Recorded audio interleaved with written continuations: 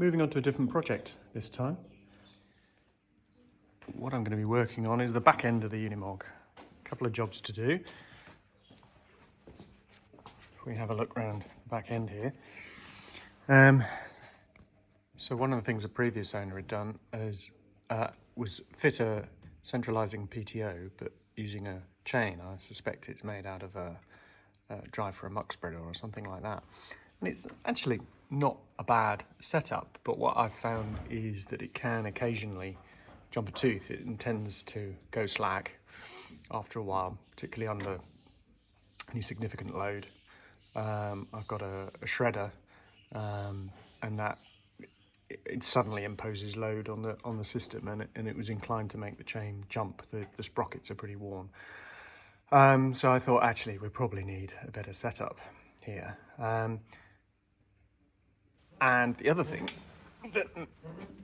which we can't do at the moment, is very easily fit a tow hitch here. When it did have a homemade safety guard on it, but it encroached into the space where a tow hitch would be.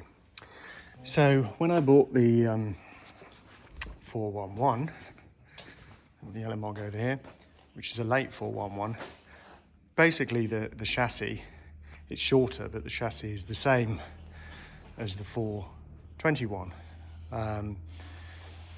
And that means many of the fittings are the same for 3-point linkage and so on. But what the 411 or the 411 had was this tow hitch, which I've been doing some work on. So this is a Rockinger tow hitch, which I don't think I'll be using on the 411. So I thought, well, I'll take that off. It was never used anyway, because the 411 was a snowblower, and it had an extended rear body to put a donkey engine in. This was buried under the vehicle, and I don't think it had ever been used. So actually it was in fantastic condition when I took it off. I've just really cleaned it up, re-greased it, and put it back together again. So if I turn this over, you should be able to see is that there's a top link bolted on there. Now this wasn't on this hitch. This was one of the parts that came with the green Unimog, the 421. And after a bit of head scratching, I realised actually this is where it was meant to be bolted on. The hitch on the 421 was missing, but this top link was still with the vehicle.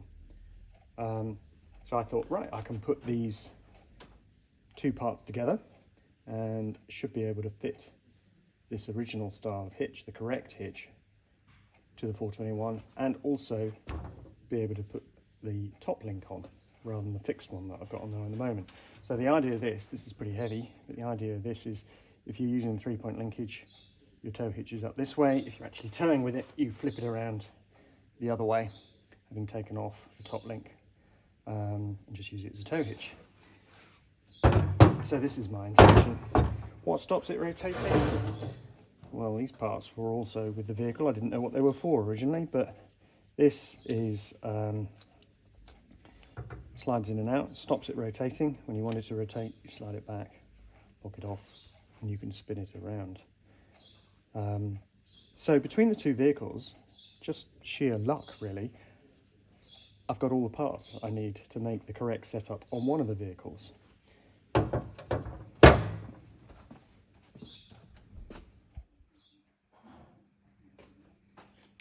So first thing I'm going to do is make a bit of space so I can work on things more easily.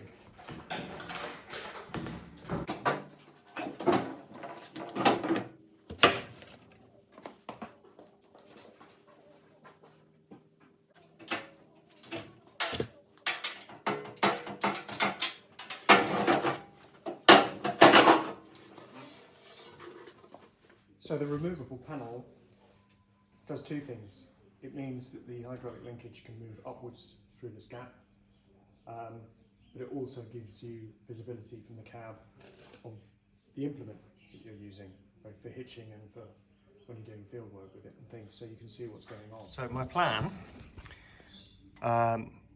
in this video is to remove the chain-driven PTO centraliser, fit the new tow hitch, new in inverted commas, tow hitch that we've just looked at on the bench. And the other thing that I've got to fit is the correct centralising gearbox. So this fits by going out of the PTO that's in the rear cross member on the Unimog, and instead of having the chain to drop it down, it comes down to this centraliser PTO there. And there's a bracket to go on the chassis and so forth. So hopefully what I can do is have the correct fittings on the back end of the vehicle. We'll have the correct tow hitch, the correct centraliser gearbox.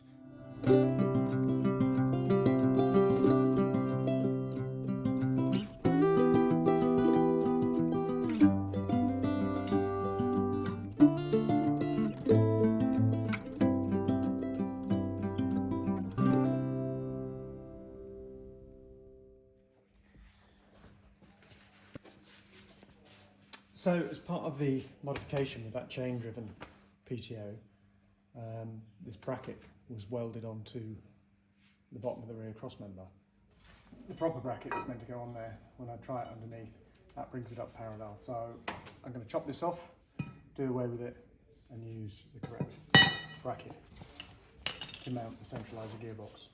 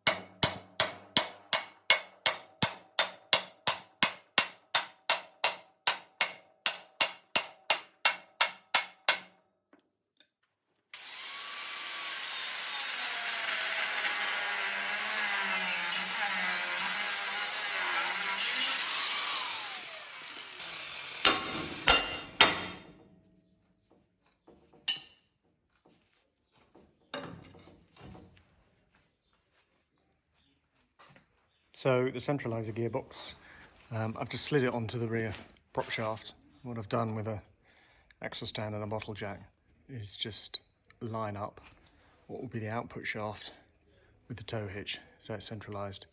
And that will then mean what I can do is think about lining this bracket up that goes underneath and support it. So I can't really video that, but I'm going to temporarily hold that in place somehow, probably with a clamp. And that should allow me to see where I need to drill the holes in the underside of the cross member. Let's see if you can see this.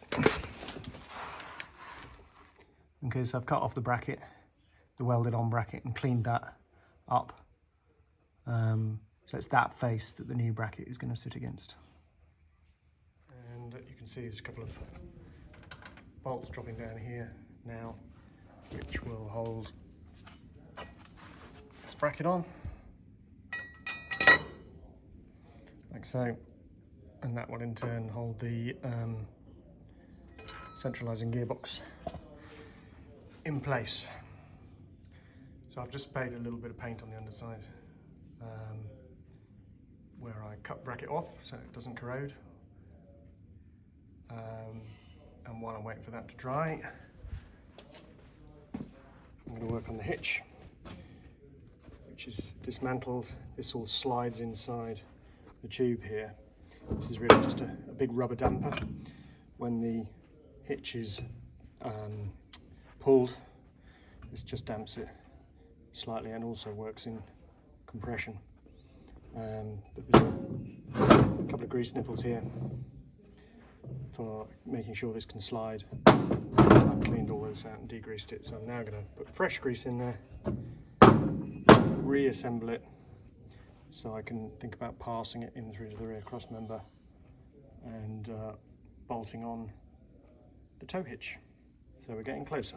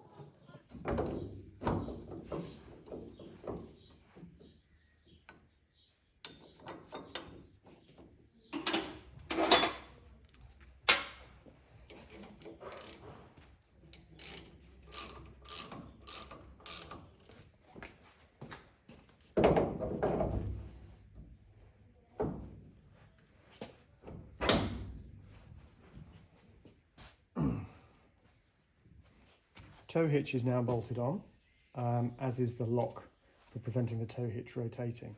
So I'll just show you how that works. So this is the orientation if you're hitching up a trailer. If you want to use the 3-point linkage, this rotates over, and you've got the top link for your 3-point linkage. And to prevent this rotating, we've got a locking plate that comes out. Lock that down. And then that can't move any longer. So I've also got the mount plate on now, so we should be able to put the centralising gearbox on there. This is not done up tight yet. I'll tighten all the nuts once I've got everything lined up. Hopefully this will just slide on, and we're basically then pretty much finished.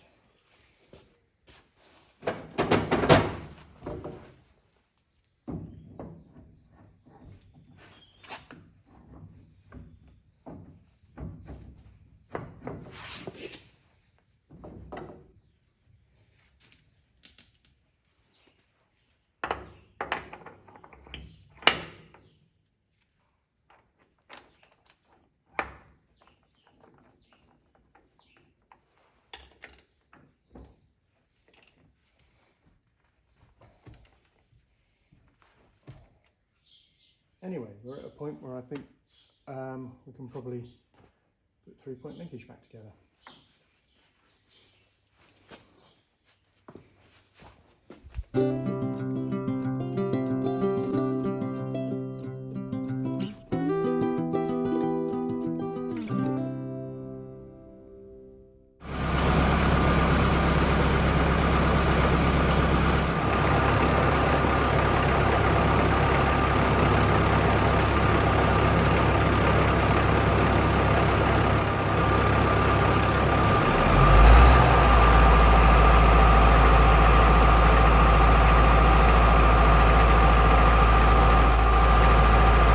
At this point discovered there was vibration. The output shaft from the PTO was very slightly bent, meaning that the whole case was vibrating, and it's bolted rigidly to the chassis. So if I'd left it like that, it would have cracked the gearbox. So I had some more work to do. Basically I was going to need to replace the output shaft as it comes out of the rear cross member. A job for another day.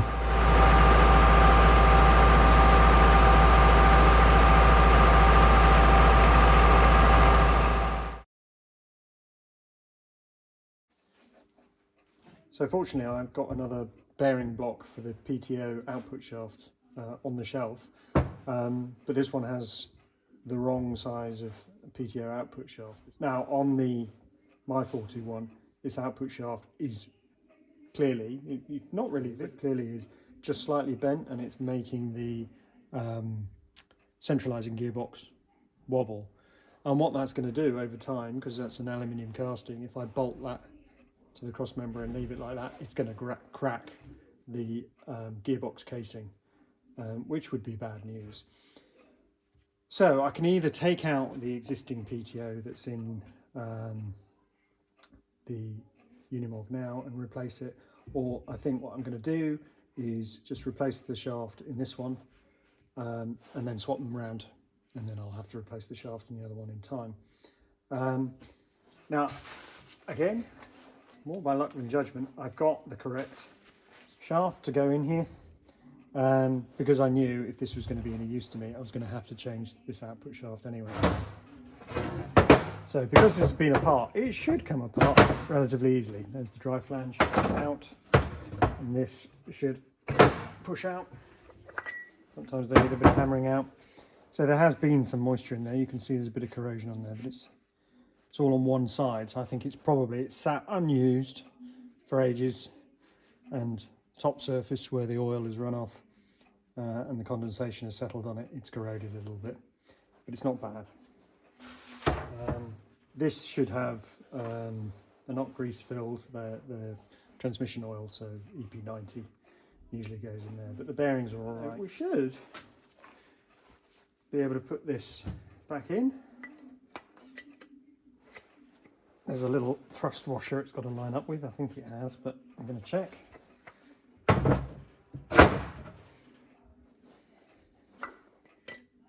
Yep. I don't know if you can see, there's a little washer in there that floats. It takes thrust.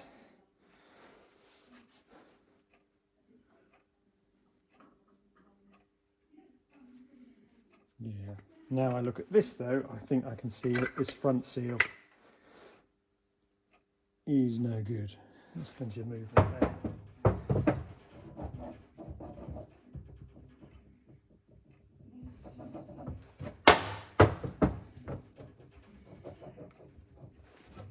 Let's get this rear one in and just see for a minute. Ah, we're not all the way in, that's why.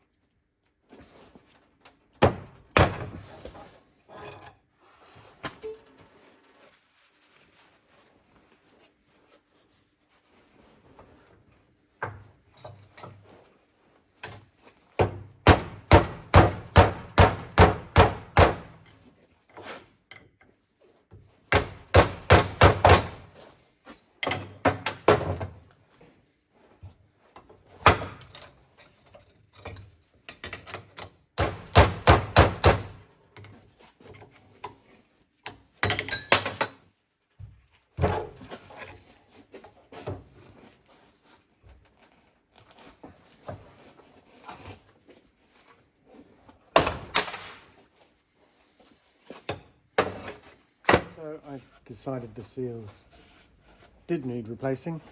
What you should find on seals, if I have a look in this packet, is the dimensions on it, but on the seal itself, get this one out, it should give you internal 48 millimeters and external diameter 72 millimeters. That's the old one. It's a bit hard to read on there, but that information is on there. So if my calculations are correct, that should fit. Looks promising. Let's hold it up to the old one. All looks pretty good. And the thickness is the other thing you measure. So I've got a tool for doing exactly this. Let's just let me show you the box. There you go. All different sizes for different seal sizes.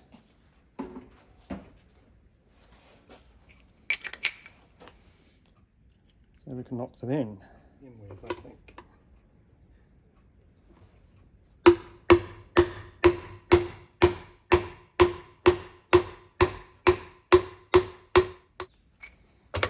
So a nice thing about these, because they've got such a long handle, you can actually steer the seal a little bit.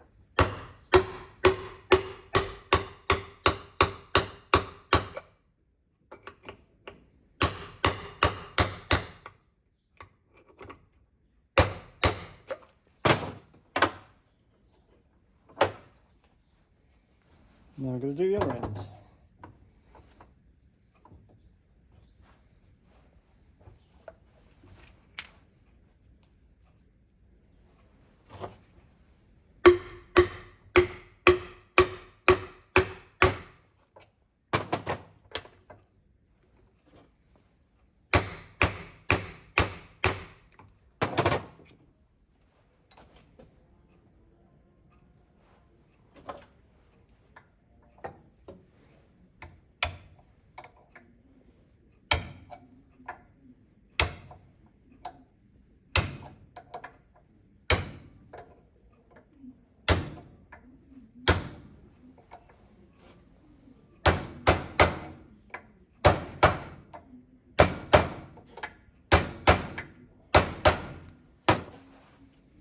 So here's the new shaft. The old shaft hasn't got a threaded hole in the centre of the PTO. So I'm pleased this one has, because you can put a bolt in there and that helps hold on the centralising gearbox. So good news. So what I'm going to do, I'm going to put a bit of grease on the seal and a little bit on the shaft here, and then as that comes in, when this is first used, it should stop dry metal and seal touching each other, because it can drag the seal and you get a leak. So a little bit of grease on each, even though this is going to be oil filled. It's just for that first time it spins up.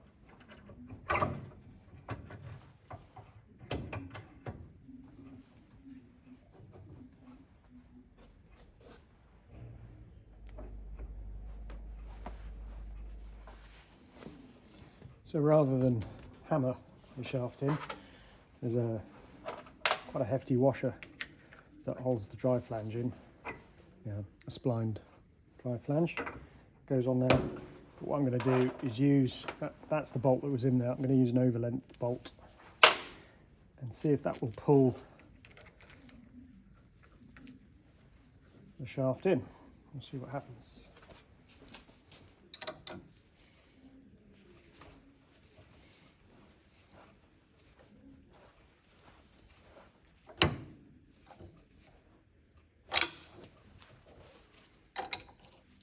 So we'll fill it with oil and see if we've got any leaks.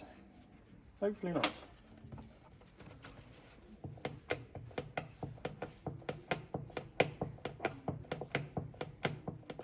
I didn't have one, but I'm adding a little copper crush washer to try and help seal it. And I've left a little bit of airspace there, because when it's hot it'll expand a bit. Don't particularly want the oil pushing past the seals, so we need a little bit of room for expansion.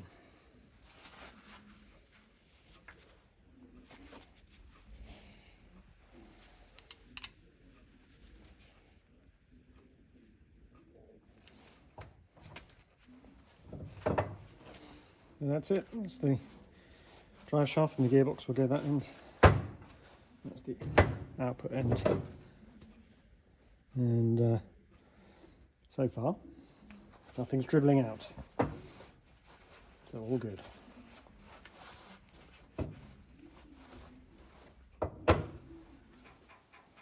So I didn't really get any good videos fitting the output shaft back into the rear cross member, but here we are. It's pretty straightforward. It's just nut and bolt job.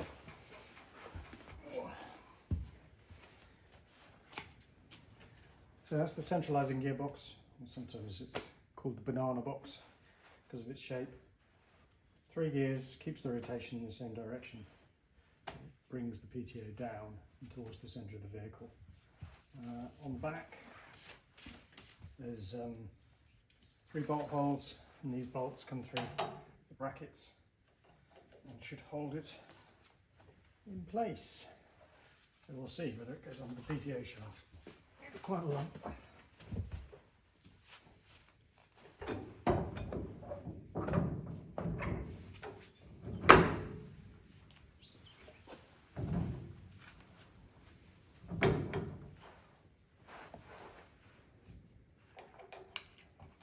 So in the output shaft, it's the PTO shaft is threaded, so you can put a keeper in there.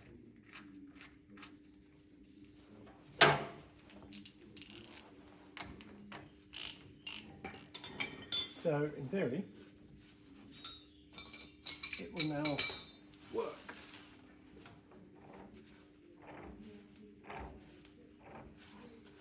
Okay, start it up, see what happens.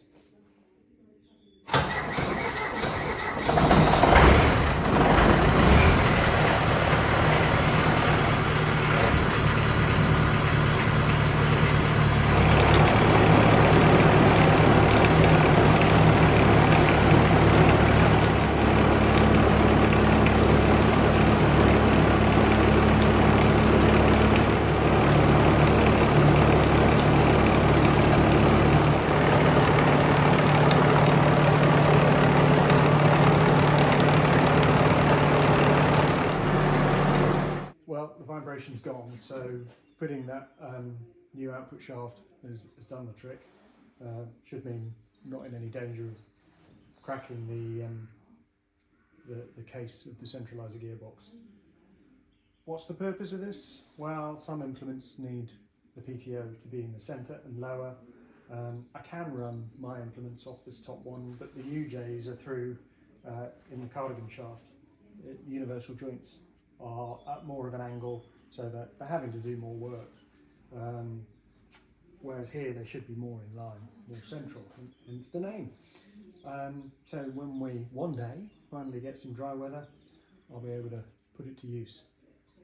Anyway, hope it's been interesting. Thanks for watching, and I'll see you in the next one.